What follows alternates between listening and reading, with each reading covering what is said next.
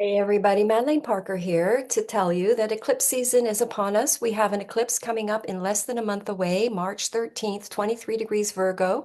So I'm going to go ahead and share the screen and talk a little bit about this eclipse. I'll talk more about it as we go, but it is already going to be felt in people's lives. And this is a full moon lunar eclipses, and eclipses are destiny changing. They tilt us depending on how far off track we might be in a direction in our lives will be how strong we feel the shift of the eclipse, because an eclipse is here to make sure we're on the right path.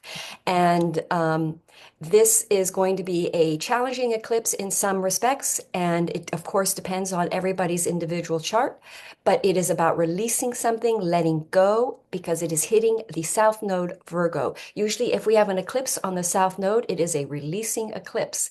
Now, what are we going to be releasing? Well, with the South Node in Virgo for 18 months, we're going to be letting go of controlling, criticism.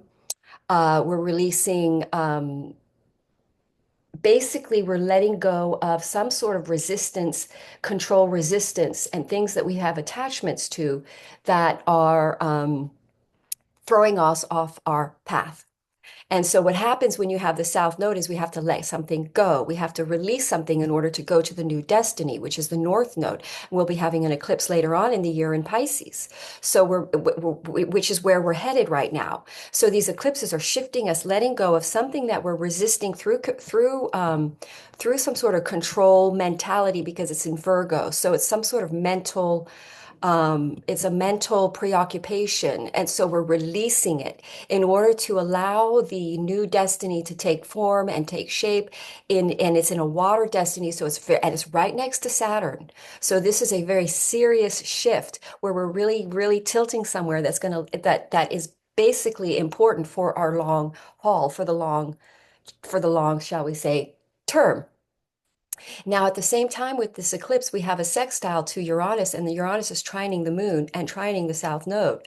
So it's basically, it's in a way, it's emotional and upsetting when you go through these sorts of lunar eclipses. It's a full moon lunar. It really reveals an emotional, shall we say, attachment of some sort, an emotional attachment to the controlling.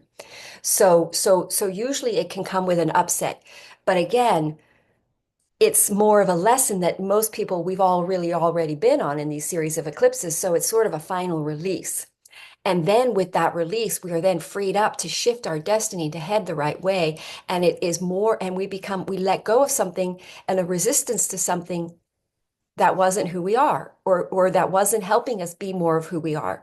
That wasn't a part of our destiny. So it has an emotional attachment, a controlling emotional attachment. So that's this eclipse coming up. Most people are feeling this already. There's something we have to let go of because it's a form of control that we have in our most it's a lunar, so it's moon, so it's subconscious. So it's bringing it up. It's showing a subconscious control issue that has to be released so that we can be redirected to the true path of our destiny, and we surrender because it's in the energy of Pisces. Now I'm going to go deeper into the nakshatras and the lunar mansions and all of that soon, but for right now, I wanted to say something because I know people are feeling this. Now we're going to see.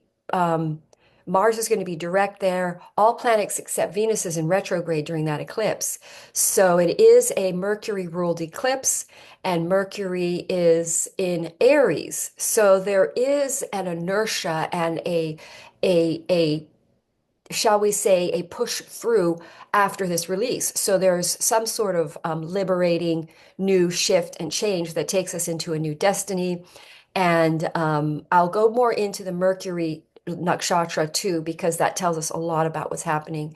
But basically, this shift, this eclipse is shifting our destiny by releasing some sort of emotional control or some sort of emotional attachment that creates resistance to our true destiny. We're going to release that, which then allows, which opens that floodgate, which opens up this pathway towards our true destiny that was not really truly who we were or representing where our true destiny or our true dharma. So we're getting onto the right path, basically, with this eclipse.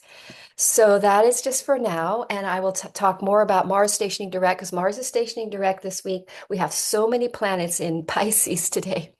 And we have a combust Saturn, which is really kind of a sleepy, quiet, because Saturn is like hard work energy, which is combust, which is like people not wanting to basically work that hard right now. But I'll go deeper into that in my next video. Thanks for watching. Namaste.